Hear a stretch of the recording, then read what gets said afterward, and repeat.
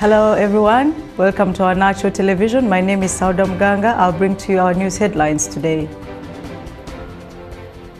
An Ethiopian Airlines plane that crashed last month nosedived several times before it hit the ground, a preliminary report has said. Pilots repeatedly followed procedures recommended by Boeing before the crash, according to the first official report into the disaster. Despite their efforts, pilots were not able to control the aircraft, Transport Minister Dagmawiti Moges said. Flight ET-302 crashed after takeoff from Addis Ababa, killing 157 people. It was the second crash of a Boeing 737 MAX aircraft in 5 months. Last October, Lion Air flight JT610 crashed into the sea near Indonesia, killing all 189 people on board. In a news conference in Addis Ababa, Ms. Dagmawit said the crew performed all the procedures repeatedly that were provided by the manufacturer, but were not able to control the aircraft. The UK government's Brexit withdrawal deal offers temporary guarantees for Britons living elsewhere in the European Union and the European Union citizens in the UK. But the UK Parliament has rejected the deal twice, so a no-deal Brexit exit is still a real possibility. The European Union has set 12 April as the new deadline instead of 29th March for the UK to resolve the Brexit impasse. Abdelaziz Bouteflika, the erring 82-year-old president of Algeria, handed in his resignation on live TV on the evening of 2nd April. Unlike previous promises to resign, this time it was effectively immediate. He was free and silent. This was one of the very first times he had been seen in public in the last 6 years, since he had a stroke in 2013 that left him partially paralyzed and several speeches and speech impaired.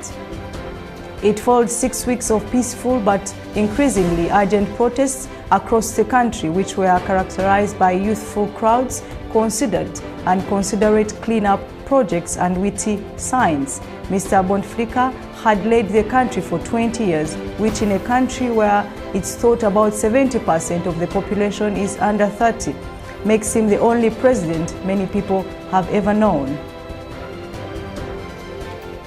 A terminal at Kenya's largest airport has been shut down after a fire broke out on Wednesday night. The Kenya Airports Authority says the blaze at Terminal 1C of the Jomo Kenyatta International Airport was caused by a malfunction of a baggage belt system, stopping operations at 2 check-in counters. The agency says all passengers and staff were evacuated and the blaze contained by the airport's firefighting team. No one was injured in the incident. Nigeria is expected to close down 80 of its 110 embassies because it cannot afford to keep them going. The largest budget only contains enough funds for 30 foreign missions. The government officials said some embassies were in a terrible state, with the mission in Russia not having a flushing toilet. In some cases, diplomatic officials are unable to pay utility bills, rent, or their children's school fees. The UN Secretary General, who is on a visit in Libya, says he's deeply concerned by troop movements in the country. Antonio Guterres is in Tripoli to meet Libyan leaders. The government based in the city declared a military alert on Wednesday after rebel forces announced that they had advanced from the east of the country. Mr. Guterres called for calm, warning there was no military solution to Libya's problems. Rival factions had been fighting for control since the overthrow of the long-term leader, Colonel Gaddafi, 8 years ago. 21 irregular migrants were held while attempting to illegally cross into Europe in Turkey's northwestern Tekirdağ province this morning.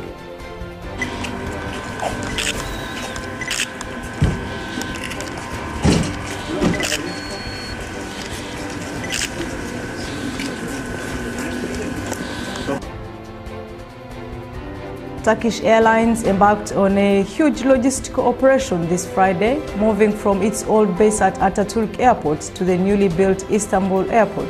The airline described the operation as the Great Move, which is expected to last 45 hours and involving 707 trucks and 800 personnel. 10,000 pieces of equipment weighing 47,000 tons were tagged piece by piece. The national flag carrier also announced that due to the relocation, there will be no flights from Ataturk Airport as of 2 a.m. Saturday. There will be a period of 12 hours during which there will be no commercial passenger flights from both Ataturk and Istanbul airports until the first flight from the new airport to Ankara on Saturday at 2 p.m. During the relocation between the two airports, major roads in the city will be closed to traffic to ensure a secure operation. Founded in 1933, Turkish Airlines flies to more than 300 destinations in over 120 countries, 49 domestic and 257 international. Last year, it carried more than 75 million passengers with a seat occupancy rate of 82%.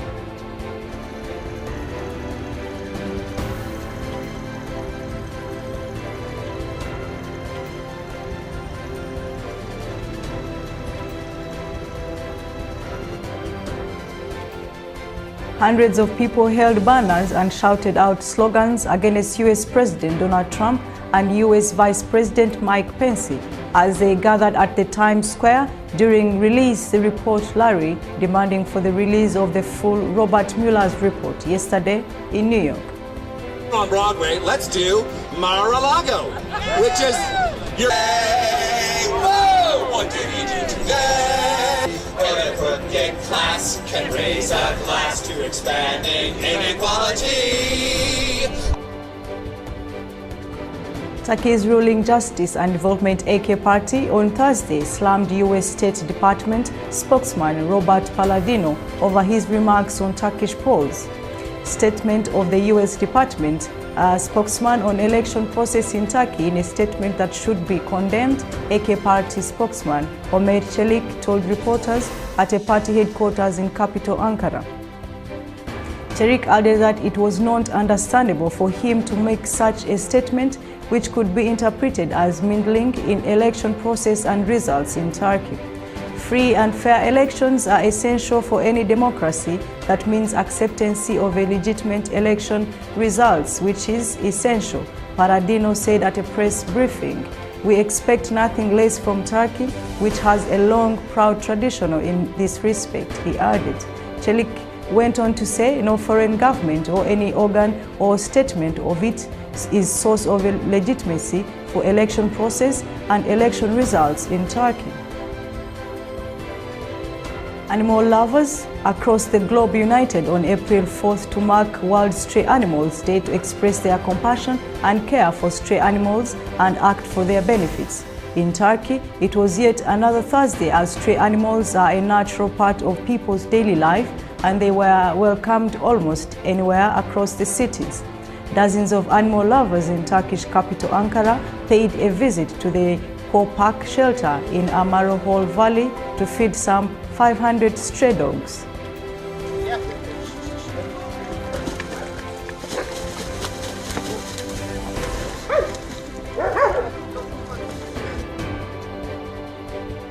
Turkey and Mexico are both ancient cradles of civilization and enjoy very positive relations, Mexico's ambassador to Turkey said on Tuesday. In an exclusive interview with Bernardo Cordova, said the two countries have wonderful relations, adding that diplomatic relations between the two countries were established over 90 years ago. Both countries have new governments, which represents a new opportunity to strengthen the relationship, he added, referring to the general elections held last year both in Turkey and Mexico. Saying that Mexico hopes to boost political dialogues and cooperations with Turkey, Cordova added the countries have a clear road ahead to promote the partnership. We are working towards celebrating the second meeting of the National Commission. Turkey's procurement of an advanced Russian surface-to-air missile defense system is a national decision, NATO Secretary General Jens Stoltenberg said on Thursday. Stoltenberg was addressing reporters as the Transatlantic Alliance's 70th anniversary in the U.S. Capitol. Turkey's decision to procure the Russian S-400 system has led to significantly strained ties with Washington, which earlier this week suspended delivery of parts and services necessary to Turkey's receipt of the F-35 stealth fighter jet. U.S. officials have suggested Turkey should buy the U.S. Patriotic missile system rather than the Russian S-400 system, arguing it is incompatible with NATO systems and exposes the F-35 to possible Russian subterfuge, including covert efforts to obtain critical information on the jet, which could then be relayed to Russia.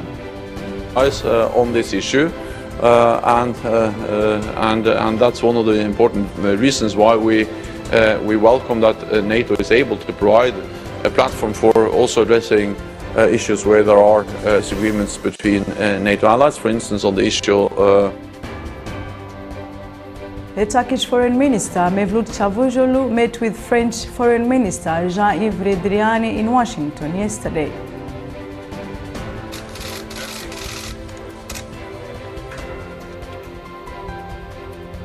A magnitude 5.2 earthquake ruffled eastern Turkey on Thursday, authorities said. The Disaster and Emergency Management Authority said in a statement that the earthquake struck the eastern Elazığ province at 8:30 a.m. The epicenter of the quake was at the Sivrice district, southern countryside of Elazığ, 9.4 kilometers under the surface, they added. It did not cause any death or injuries, Elazığ Governor Çetin Oktay Kaldırım said.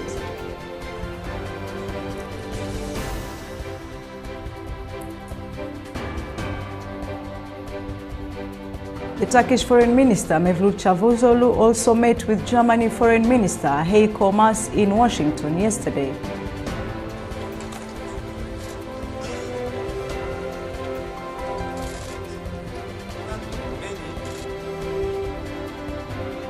The official ceremony was held to mark the 59th anniversary of independence of Senegal at Independence Square in Dakar yesterday. For many years, Senegal was controlled by various European powers, and France gradually began gaining control over the area in the 17th century. On April 4, 1960, Senegal won its independence from France.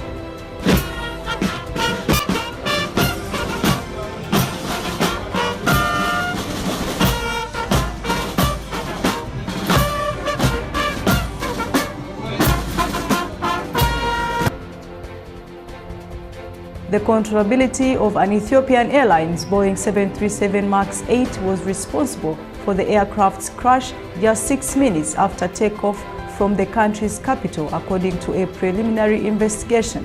A report on the probe was officially released on Thursday in a press briefing by Ethiopian Transport Minister Dagmawiti Moges, Accident Investigation Bureau Chief Amedei Fanta, and Civil Aviation Authority Head Bonseina Hungegwan. The Turkish Justice Minister Abdulhamit Gül met with Singapore Minister for Communications and Information S. Iswaran in Ankara yesterday.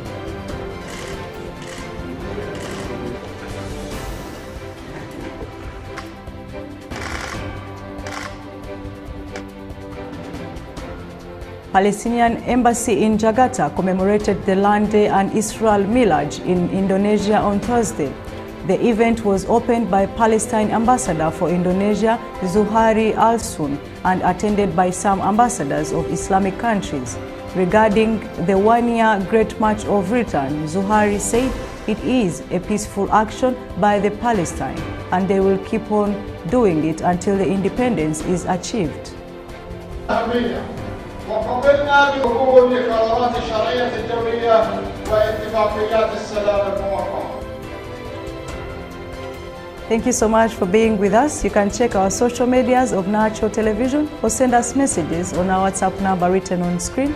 My name is Sauda Muganga and you're watching Nacho Television from Ankara in Turkey. See you soon.